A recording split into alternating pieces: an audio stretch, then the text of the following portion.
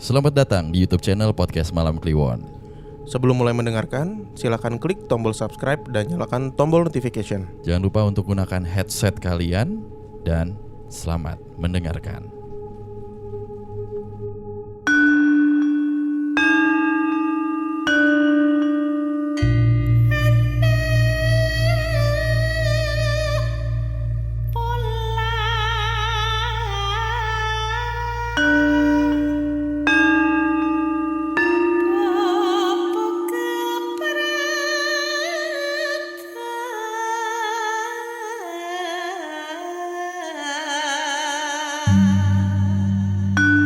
Panggirawiti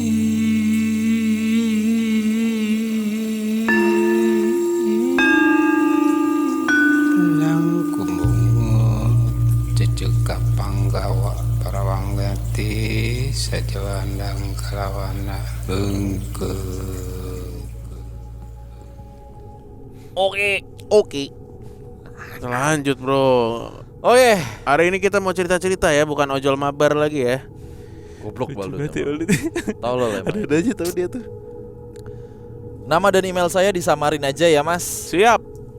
Selamat malam Mas Bimo, Mas Danu, dan Malam. teman Kliwon yang mendengarkan. Perkenalkan saya X.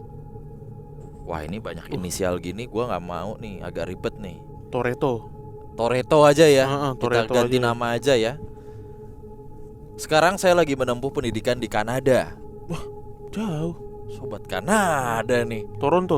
Mantap nih, sobat hoki es nih. Wey. Puji Tuhan di sini belum pernah digangguin.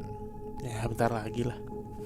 Tapi hari ini saya mau ceritain pengalaman saya di salah satu wisma di Riau.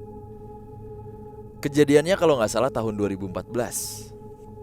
Pada saat itu saya tinggal di salah satu daerah kecil di Riau. Sebut aja daerah Z. Waktu itu saya kelas 1 SMP.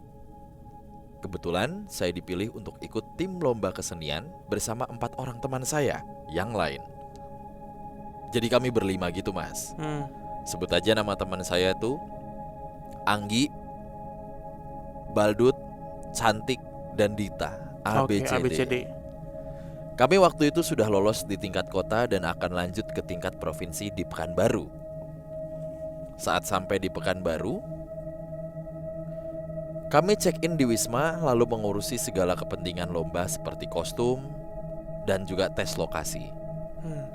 Sebenarnya saya udah dapat vibes gak enak gitu dari tempatnya Mas. Tapi saya kira juga ini perasaan saya aja kali. Just info, saya itu gak bisa ngeliat Mas. Tapi gak jarang ngerasain keberadaan mereka di sekeliling aja. Tapi lebih milih buat gak mau peduli. Lalu setelah itu kami dibawa jalan-jalan sebelum lomba ke mall yang ada di Riau di sana. Kami berlima memutuskan buat ke toko buku. Salah satu temanku, sebut saja si Anggi ini, bilang, sini dong, lihat deh buku ini. Kami jalan ke arah dia dan ngeliat dia megang buku judulnya Indigo. Saya sih langsung bilang, enggak lah, ngapain sih beli ginian, jangan main-main. Kan kita mau lomba. Saya gak enak perasaan soalnya nih. Bukunya tuh based on true story. Tapi teman pada ngebujuk, terus sayanya ya udahlah beli aja gitu. Nah setelah itu kami balik ke Wisma. Setelah briefing sama guru, kami berlima ngumpul di salah satu kamar berniat untuk ngebaca buku Indigo tadi. Ini awal dari segala keanehan di malam itu. Oke. Akhirnya si Dani dipilih, si Dita ya dia. Si Dita dipilih buat bacain ceritanya. Awalnya kami biasa saja. Gak ada yang berani main kaget-kagetan buat iseng. Di tengah cerita si Dita bilang, perasaan aku gak enak banget nih. Gantian dong yang bacain. Kami gak ada yang mau. Jadi dia pasrah, lanjut bacain. Tiba-tiba kami semua dengar kaca kamar Wisma kami diketokin. Kami diem, gak ada yang bisa teriak. Tapi si Cantik, si Cek tadi itu ya, bilang, udah deh, paling peserta lomba yang lain iseng-iseng. Oke. Terus lanjut baca ceritanya. Kejadian berikutnya, di buku itu ada gambar gamelan yang katanya ada penampakan gitu. Si Dita nyuruh kami semua buat lihat gambarnya. Waktu ngasih buku, kami semua ngelihat baju si Dita ditarik. Kami semua teriak terus langsung lempar itu buku. Tapi yang paling absurd itu, si Baldut, si B, tiba-tiba gak enak banget badannya. Waktu saya cek, buset, dia demam gitu mas. Saya langsung bilang, udahan deh tuh buku, udah ambilin air dulu aja sama obat buat Baldut. Setelah itu saya inisiatif keluarin rosario buat ditaruh deket si Baldut. Kebetulan saya dan Baldut Katolik. Bukan karena apa-apa sih, tapi saya jaga-jaga aja. Mana tahu emang ada yang keganggu sama kami yang cerita-cerita begini. Akhirnya kami milih buat udahan. Terus siap-siap buat tidur karena besok lomba. Si Anggi sama si Dita mau balik kamar nih. Karena mereka cowok mas. Cowok. Siapa tadi? A sama D. Sama D. Ya udah Angga sama Dito. Angga sama Dito. Buat gambaran aja, waktu masuk kamar Wisma itu di sebelah kanan pintu masuk langsung ada pintu lagi buat kamar mandi mas. Jadi waktu si Angga lagi pamit sama teman-teman, si Dito jalan lewatin kamar mandi ini. Dia tiba-tiba berhenti terus liatin kamar mandi sambil manggil nama saya. Toreto, sini. Matanya Dito udah gak enak banget tuh liatin kamar mandi. Akhirnya si Dito nyuruh saya berdiri depan pintu itu juga. Bener banget, saya juga kaget banget. Tiba-tiba ngerasain kayak ada sesuatu yang ngeliatin dari dalam kamar mandi. Kalau saya bener-bener ngerasa ada sosok cewek ngeliatin kami. Sontak saya lompat dan teriak. Tapi si Dito tenangin, katanya jangan lupa berdoa ya malam ini biar dilindungin. Akhirnya si Dito sama si Angga balik ke kamar mereka. Malam itu masih jauh dari selesai. Kami memilih buat gak matiin lampu karena kami setakut itu sama keadaan. Buat gambaran aja, karena kami bertiga di kamar Wisma itu, jadi ada 2 extra bed di lantai. Jadi ada kasur gede dan extra bed yang langsung ketemu lantai. Ada perbedaan tinggi kasur deh tuh sama extra bed. Oke, si B tadi ternyata cewek, gue ganti nama jadi Bella. Si Bella yang sakit tidur di extra bed itu dan saya yang menemani. Si cantik tidur sendiri di kasur gede. Malam-malam si cantik bilang, Toreto, aku tidur sama kalian aja deh di bawah. Gak enak perasaan aku. Dia berkata dengan muka super panik.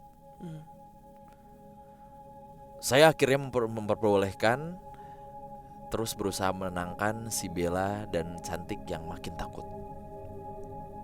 Akhirnya mereka berdua udah tertidur lelap, tapi saya masih sering bangun-kebangun gitulah. Kejadian pertama malam itu dimulai dengan si Bella tiba-tiba bangun sambil teriak, "Ah!" Saya kaget banget karena suara dia kayak teriakan kesurupan. Saya peluk si Bella sambil tenangin dia sama nawarin minum.